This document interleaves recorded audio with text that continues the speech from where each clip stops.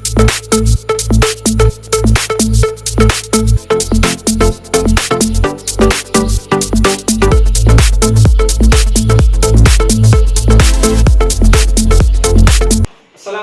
warahmatullahi wabarakatuh. Waalaikumsalam warahmatullahi wabarakatuh. Alhamdulillahirabbil alamin. Assalatu wassalamu ala asrofil anbiya'i wal mursalin wa ala alihi wa sahbihi ajma'in. Rabbi ishrah li sadri wa yassir li amri wahlul 'uqdatam min lisani yafqahu qawli. Amma ba'd. Puji syukur kita senantiasa panjatkan atas hadirat Allah Subhanahu wa taala, di mana alhamdulillah sehat semua hari ini? Sehat ya? Ya alhamdulillah, karena nikmat kesehatan ini harus patut kita syukuri. Karena kenapa? Ini merupakan nikmat yang paling besar yang diberikan oleh Allah Subhanahu wa taala. Untuk masuk materi mungkin ya bisa dikondisikan dulu kelasnya. Ya coba kasih rapi dulu sedikit. Ya diatur kasih lurus. Ini geser sedikit lah. Geser sedikit. Ya, kasih lurus ke samping sananya. Ya, rapi. Juhana, Dusmita, Muhammad Syahril, Ikram, Naila, Nurul Aini, Revan. Sebelum kita masuk pada materi, ya kita mengingat kembali materi pada pertemuan yang lalu. Ya, itu adalah pelaku ekonomi. Ada berapa pelaku ekonomi? Apa semua? Rumah tangga, keluarga atau konsumen. Kemudian yang kedua rumah tangga, produsen atau perusahaan. Kemudian rumah tangga pemerintah. Kemudian yang terakhir rumah tangga ya. Jadi alhamdulillah, ini berarti ingatannya kalian masih sangat bagus. Sebentar setelah kegiatan pembelajaran, ya peserta didik diharapkan mampu yang pertama, ya. Ini tujuan pembelajaran itu menemukan daerah atau sumber daya alam yang ada di wilayah masing-masing. Kemudian yang kedua, menghubungkan peran teknologi terhadap permintaan dan penawaran dengan benar. Kemudian yang terakhir, menemukan keunggulan serta kelemahan dari kegiatan interaksi ekonomi antar daerah, antar pulau, dan antar negara. Jadi ini tujuan pembelajaran yang akan kita capai pada kegiatan pembelajaran kali ini. Kalau saya bilang selamat pagi, tepuk tangan. Balik. Kalau saya bilang selamat siang, 2 kali. Kalau saya bilang selamat sore, 3. Kalau saya bilang selamat malam, 6. Oke, coba mulai. Selamat pagi, selamat siang, selamat sore, selamat malam. Kita konsentrasi. Ya? Bisa ya? Bisa ya? Coba kita ulang. Ya, karena ini supaya kalian konsentrasi pagi-pagi, ya masuk pagi sudah buyar pikirannya, sudah konsentrasi. Coba kita ulang. Selamat pagi. Besar mulai ulang. Selamat pagi. Selamat siang. Selamat sore. Selamat malam. Ya, oke. Kita mulai ulang. Selamat siang. Ya, susah ulang. Ya, selamat sore. Selamat pagi. Selamat malam. Ya, oke, bisa ya? Sama baiklah, mungkin kita langsung pada materi. Ya, kita bahas dulu satu-satu potensi daerah. Ya, jadi di sini keunggulan Indonesia. Indonesia merupakan salah satu negara yang kaya akan sumber daya alam. Jadi memang wajar Indonesia itu merupakan negara yang kaya akan sumber daya alam. Karena wilayah kita sangat luas, membentang dari Sabang sampai Merauke.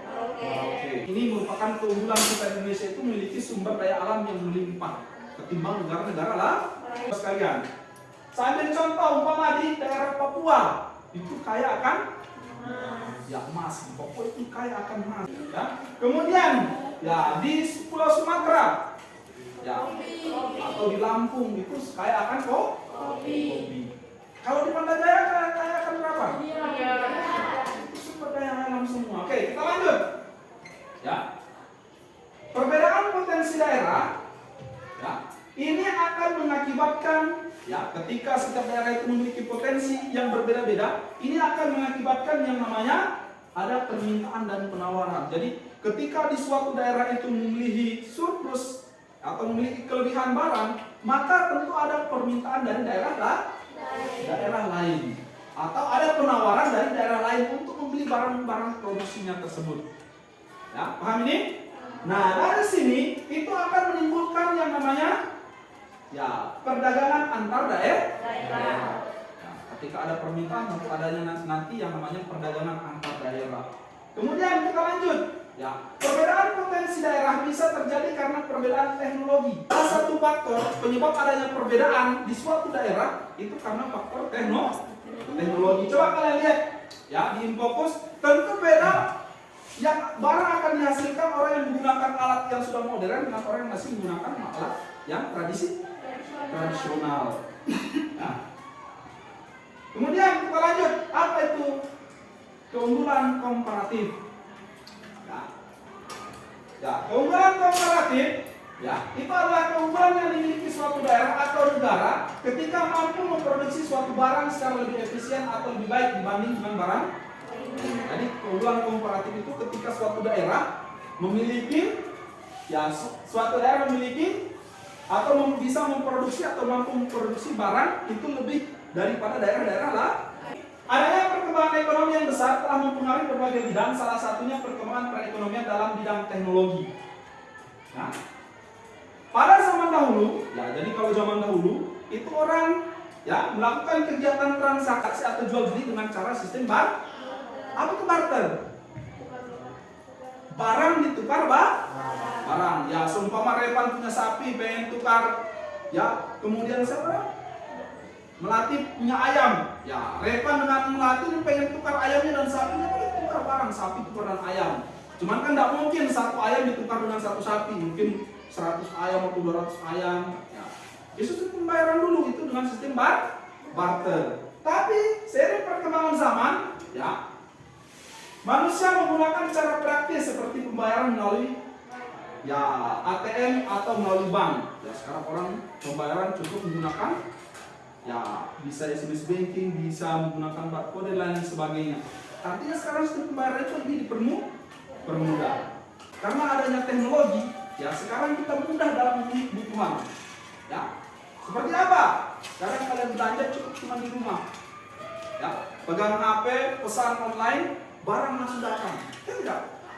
Nah itu sekarang kemudahan teknologi, tidak kita perlu harus pergi jauh-jauh ke pasar dan lain sebagainya. Cukup memegang handphone di tangan kalian, kalian bisa memesan barang-barang online. Nanti barangnya tinggal datang ke tempat kalian sendiri. Betul tidak? Nah itu adalah salah satu peran kemajuan teknologi terhadap permintaan. Ya, salah satunya adalah kemudahan dalam memenuhi kebutuhan. Ya, jadi kita ingin memenuhi kebutuhan sandang, pangan atau papannya kita. Ya, itu tidak perlu harus pergi jauh-jauh. Sekarang bisa melalui aplikasi Lazada, Shopee dan lain sebagainya. Itu gampang kita memenuhi kebutuhan kita sekarang. Itu salah satu kelebihan dari teknologi. Kemudian yang kedua, semakin banyak barang dan jasa alternatif. Kalau dulu kita cuma tahunya kalau mau makan, makanan pokok kita cuma beras. Sekarang banyak alternatif, ternyata bisa makan roti. Ya tidak? Perkembangan teknologi sekarang kita sudah tahu, ternyata banyak makanan pokok bukan hanya terbuat dari nasi yang mengandung karbohidrat, ternyata bisa dari sagu, ternyata bisa singkong kita makan juga. Ya, roti, apalagi ya jagung. Nah, paham ya? Ya, kemudian apalagi terakhir, pendapatan masyarakat meningkat. Jadi otomatis ketika perkembangan teknologi ya dimanfaatkan dalam terhadap permintaan dan penawaran, tentu akan meningkatkan pendapatan masyarakat. Kemudian kita lanjut peran kemajuan teknologi terhadap penawaran. Yang pertama, ya, distribusi menjadi cepat. Jadi dengan perannya teknologi, pengaruh terhadap penawaran itu distribusi barang itu cepat. Kalau distribusi, penyaluran barang, disalurkan barang dari produsen ke konsumen itu sekarang mulai cepat. Ya, itu kelebihannya. Kemudian yang kedua, biaya produksi turun dan meningkatkan hasil produksi. Paham ya? Oke, terima kasih anak-anakku sekalian. Sampai di sini silakan, ada pertanyaan? Ada? Tidak ada? Oke. Sekarang kalian lihat gambar 3.2 ini. Ya, ini contoh yang tadi saya katakan, ya. Di Papua itu kayak akan emas, ya, kelapa sawitnya, kemudian lampu kayak akan kopinya. Nah, tugas kalian, kalau tidak ada pertanyaan, ya, saya akan bentuk kelompok. Jadi yang beranggotakan bisa 4 sampai 6 orang. Kita bentuk 4 kelompok saja supaya kegiatan pembelajaran ini ya cepat diselesaikan ya. Tidak usah terlalu lama kalau banyak sekali kelompok. Sekarang kita bentuk kelompok, coba hitung. 4, 1, 2, 1. Oke, coba sekarang bergabung kelompok 1 sebelah sini, kelompok 2 sana, 3 sini, 4 sana. Tidak usah dengan kursinya dekat di sini saja. Yang orangnya silakan menyesuaikan. Ayo, tugas kalian, ya di LKPD ini sebentar, kalian tulis kira-kira di daerah kalian masing-masing, ya atau di tempat kalian, kira-kira apa semua sumber daya alam yang ada di tempat kalian. Kalian tulis di LKPD yang sudah Bapak sediakan. Paham ya? Oke.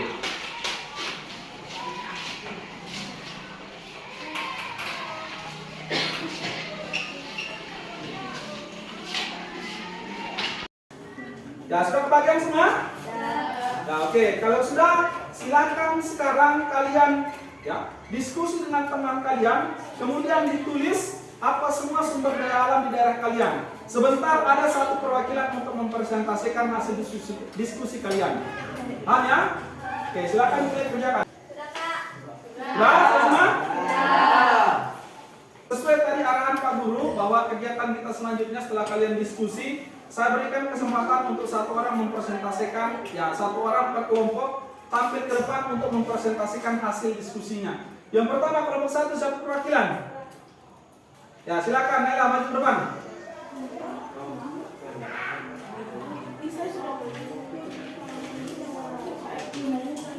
Nah, oke, perhatikan semua. Ya perhatikan sini, perhatikan semua. Nah, sebentar kalian silakan menanggapi apa yang sudah dibuat oleh kelompok pertama. Kalian tanggapi apakah sesuai atau tidak. Kenalkan, saya Nela Mitra Zahra dari kelompok 1. Saya akan mempresentasikan tentang sumber daya alam dan daerah penghasil beserta pemanfaatannya. Sumber daya alamnya nasi bambu, daerah penghasilnya poso, pemanfaatannya untuk dikonsumsi. Ada yang sama? Betul? Nasi bambu daerahnya dari poso? Ya. Lanjut. Oke, kita berikan aplaus kepada kelompok pertama. Oke, silakan. Berikan aplaus untuk kelompok terakhir. Mana suara aplausnya? Kasih saya. Perkenalkan, nama saya Revan Algaza dari kelompok 4 ingin mempresentasikan sumber daya alam, daerah penghasil dan pemanfaatan Pamekasan dan Sulawesi Selatan. Pemanfaatannya untuk dikonsumsi. Ada yang sama? Oke, silakan kita berikan aplaus lagi kelompok terakhir. Kegiatan kita berikutnya adalah ya, mengerjakan LKPD ini. Ya. Jadi ada LKPD yang sudah Pak Guru. Ya baik, sudah kebagian semua LKPD-nya? Ya, jadi tugas kalian, tugas individunya kalian sekarang, silakan kalian jawab LKPD yang sudah Pak Guru berikan. Silakan kalian jawab berdasarkan pemahaman kalian ya terkait materi yang sudah Pak Guru jelaskan dan terkait apa hasil diskusi kalian. Silakan dikerja. Ya, sudah semua? Oke, kalau sudah semua silakan dikumpul lembar jawabannya. Silakan kumpul. Ya, diantar. Ya, bisa dikumpul satu orang.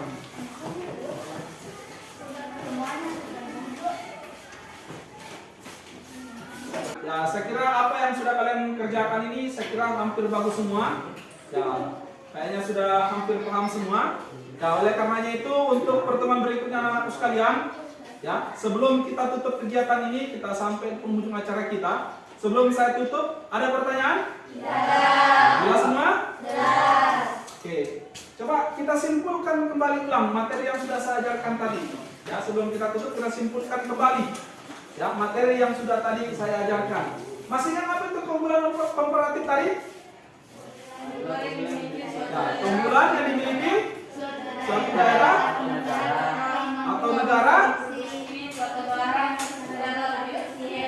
ya memproduksi barang lebih efisien atau lebih bagus ketimbang kita berikutnya. Untuk materi yang akan datang itu membahas tentang masalah perdagangan antar daerah.